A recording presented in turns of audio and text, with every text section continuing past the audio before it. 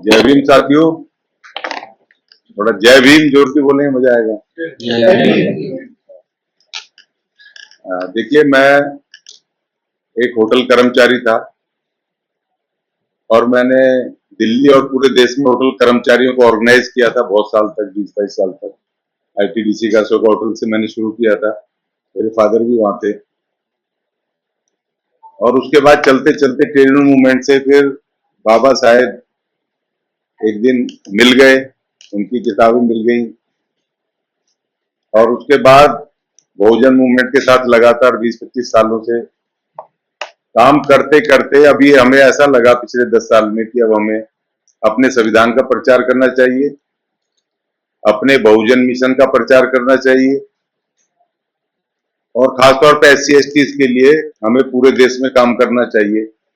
अब जितने भी देश में हमारा एक ऑर्गेनाइजेशन है, अनुसूचित जाति जनजाति अधिकार मोर्चा, उसके तहत हम ऑल इंडिया में हम SC और ST के लिए काम करते हैं। जैसे महाराष्ट्र में पालघर वगैरह में आदिवासियों की जमीनें छीनी जाती हैं, उनके इश्यूज को हम दिल्ली में कमीशन में SC/ST कमीशन में रेज करके उनकी जमीनों का जो भी डिस्प्यूट है उसको हम करवाते हैं। और पूरे राजस्थान, पूरे देश में जहां पर भी SC/ST पे एट्रोसिटीज होती है, और हमने ऑनलाइन सिस्टम भी बनाया कि तुरंत कोई एट्रोसिटी मिले तो तुरंत हम उसको सरकार को, उससे जुड़े हुए प्रशासन को तुरंत हम उसका रिपोर्टिंग भेज देते हैं, उसकी कंप्लेंट भेजते हैं। तो आज मुझे यहाँ पर जय भीम सप्ताह में मुझे कहा गया था कि राष्ट्रपिता महात्मा ज्योतिबा फूले, छत्रपति शाहूजी महाराज और विश्व रत्न बाबा साहेब डॉक्टर भीमराव अंबेडकर के मिशन को, उनके विचार और संघर्ष को महानायक मान्यवर कांशीराम जी ने किस तरह उसको प्रचार किया।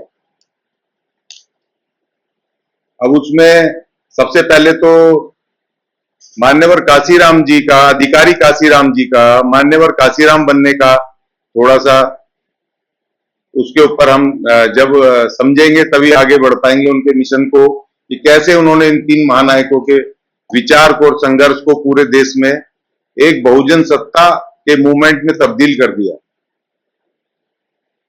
1965 में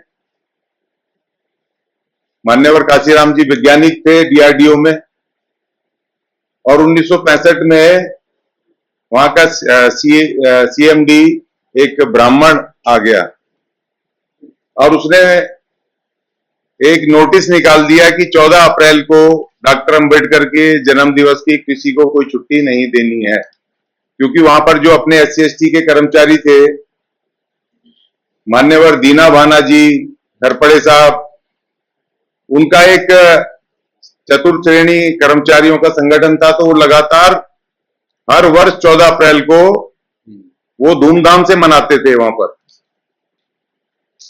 पूना DRDO में बड़ी वो आयुध कंपनी थी भारत सरकार की। अब वो नोटिस लग गया तो दीना भाना जी 13 अप्रैल को छुट्टी लेने वहां पहुंच गए। मान्यवर कांशीराम जी अधिकारी के रूप में वहां बैठे थे, उन्होंने एप्लीकेशन दी, उनको कहा कि भाई कल 14 अप्रैल को मुझे छुट्टी चाहिए। अधिकारी कांशीराम जी ने कहा कि भैया ये तो ऑर्डर है मैनेजमेंट का कि आप किसी भी हालत में 14 अप्रैल को छुट्टी नहीं करोगे, सख्त एक्शन होगा, नौकरी भी जा सकती है। लेकिन वो वहां एप्लीकेशन छोड़ के चले गए और 14 अप्रैल उन्होंने मनाया, आए नहीं वो। और 15 अप्रैल को जब वहां वापस का फैक्ट्री में आए तो गेट पे उनके नाम का नोटिस चिपका हुआ था कि आपको नौकरी से निकाला जाता है। तो दीना भाना जी अपना वो नोटिस लेकर के बिना किसी दुख मनाए, बिना किसी मैनेजमेंट को प्रोटेस्ट करे, वो सीधे वापस अपने कमरे में आ गए और अपने जाने की वापस तैयारी करने लगे। लेकिन वहां दुविधा में पड़ गए जो अधिकारी कांशीराम बैठे हुए हैं, उनको ये लग गया कि एक आदमी की नौकरी चली गई और वो उठ तक नहीं कर रहा है, ऐसा 14 अप्रैल को है क्या? क्यों इस कर्मचारी ने जो सरकारी नौकरी को भी कुछ नहीं समझा 14 अप्रैल के, तो उनको एक जिज्ञासा मन में पैदा हुई और उनके वो 5 बजे का टाइम बड़ी मुश्किल से पूरा दिन कटा। 5 बजते ही वो सीधे वहां से निकल के अपने ऑफिस से अधिकारी काशीराम जी दीना भाना के क्वार्टर में चले गए, जहां अपना सामान वामान लपेट के जाने की तैयारी कर रहे थे और खरपड़े साहब उनके साथ थे। तब उन्होंने कहा कि भाई आप अपनी सरकारी नौकरी छोड़ रहे हैं, क्या है 14 अप्रैल को? तो उन्होंने बताया कि 14 अप्रैल को हमारे महामानव का जन्मदिन है। वो महामानव जिनकी वजह से आज हम इज्जत और मान सम्मान के साथ काम कर रहे हैं, जिनकी वजह से हमें आजादी मिली है, जिनकी वजह से हमें तन पे कपड़े पहनने का हमें अधिकार मिला है, उस महामानव का जन्मदिन के लिए नौकरी क्या, अगर हमारे जीवन के एक सांस भी कुर्बान हो जाएंगी तो हमें परवाह नहीं है।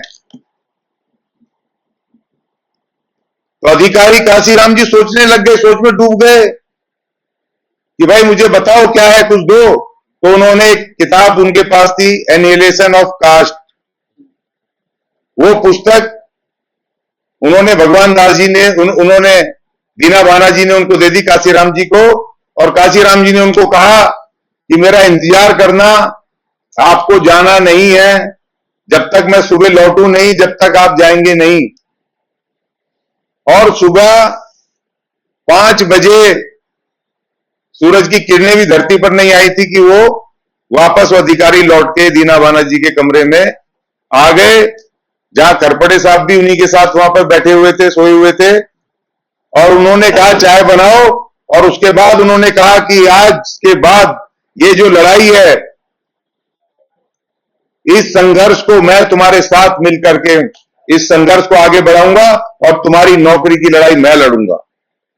उस दिन से मान्यवर काशीराम जी, दीना भाना, खरपड़े साहब, इन तीनों ने फिर वहां संघर्ष चलाया, कर्मचारियों को ऑर्गेनाइज किया और 14 अप्रैल की छुट्टी के लिए लड़ाई ली, और उसके बाद वो सफल हुए। और 14 अप्रैल 1966, 14 अप्रैल को वहां पर विधिवत रूप से छुट्टी हुई और सबको छुट्टी मिली, 14 अप्रैल मनाया।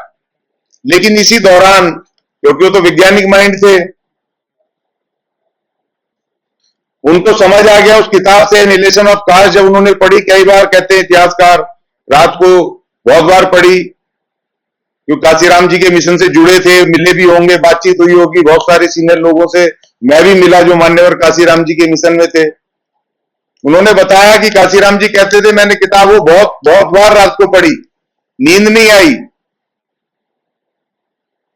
और उन्होंने फिर वो स्ट्रगल शुरू किया और उन्होंने वहां पर पहला संगठन वहां पर बनाया, अनुसूचित जाति, अनुसूचित जनजाति, पिछड़ा वर्ग और अल्पसंख्यक कामगार सभा, उन्होंने इस नाम से कल्याण, कामगार कल्याण संगठन नाम से उन्होंने पहला संगठन बनाया। और उस संगठन के तहत उन्होंने कर्मचारियों को ऑर्गेनाइज करके उनके डे टू डे की लड़ाइयों को उन्होंने आगे लड़ा, और धीरे धीरे वो स्टडी कर रहे थे। उनका मेन मकसद तो स्टडी था। बाबा साहब को पढ़ते पढ़ते वो दूसरे महानायकों को, राष्ट्रपिता महात्मा फूले जी के संघर्ष को पढ़ रहे हैं, वो उसमें देख रहे हैं कि छत्रपति साहू जी महाराज ने किस तरह से उनको 50% 1902 में रिजर्वेशन दिया अपनी उस स्टेट में, अपने राज्य में। और उनको एक और मार्मिक, उनको एक उसमें वो जो बार बार वो बोलते थे कि संभाजी साहू जी महाराज ने, उनके वहां पर एक दलित कर्मचारी था उनकी स्टेट में, कोल्हापुर में, उनकी गैर मौजूदगी में, क्योंकि वो उनको पानी वानी खाना वाना सर्व करता था, उस समय साहू जी महाराज ने एक दलित वो रखा हुआ था अपने यहाँ। तो वहां जो अपर कास्ट के जो और अधिकारी थे उसे चिढ़ते थे, उनकी गैर मौजूदगी में उसकी पिटाई की और उसको बोला यहां से चले जाओ, नहीं तो तुम्हें यहां रहने नहीं देंगे।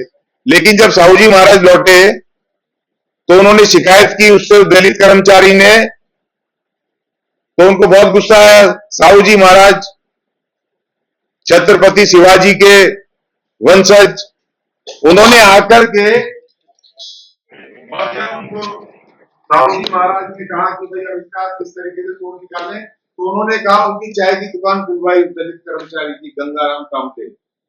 हमारे चैनल बहुजन दस्तक को लाइक, शेयर, सब्सक्राइब देखना मत भूलिएगा। जय भीम, जय भारत, जय संविधान, नमो बुद्धाय। धन्यवाद। चैनल आर्थिक समस्या से गुजर रहा है। अगर आप बहुजन समाज में बाबा साहेब आम्बेडकर और तथागत बुद्ध की विचारधारा को अधिक से अधिक लोगों तक पहुंचाना चाहते हैं तो हमें आर्थिक सहयोग प्रदान करें ताकि हम अपने चैनल के माध्यम से देश विदेश में समता, बंधुता, एकता और संवैधानिक अधिकारों को ज्यादा से ज्यादा लोगों तक पहुंचा सकें। आप अपनी सहायता राशि नीचे लिखे खाते में जमा करा सकते हैं। खाता धारक गौतम रत्ना, खाता संख्या 3169576865 IFSC कोड SBIN 0060336 बैंक भारतीय स्टेट बैंक। आप हमारे बैंक खाते का विवरण स्क्रीन पर भी देख सकते हैं। जय भीम, जय भीम। मैं गौतम रत्ना आपका बहुजन फिल्म प्रोडक्शन में स्वागत करता हूं और आप हमारे प्रोडक्शन हाउस के अंदर अपना कैरियर बना सकते हैं as a film director, as a producer and actor and actress and editor and cinematographer also. अगर आपको फिल्म से रिलेटेड कुछ भी प्रोजेक्ट आपको बनवाना है तो हमारे पास में पूरा सेटअप है जिसमें फिल्म कैमरा है, शूटिंग लाइट्स है और एडिटिंग है। सारा A to Z एक ही जगह पर आपको हमारे यहाँ पर मिल जाएगा। तो दोस्तों आप हमें कांटेक्ट कर सकते हैं हमारे नंबर्स पर 9810085714 और 8510005714। हमारे वेबसाइट पे विजिट कर सकते हैं www.filmserviceindia.com और हमें मेल भी कर सकते हैं gautamfilmsproduction@gmail.com पर। धन्यवाद।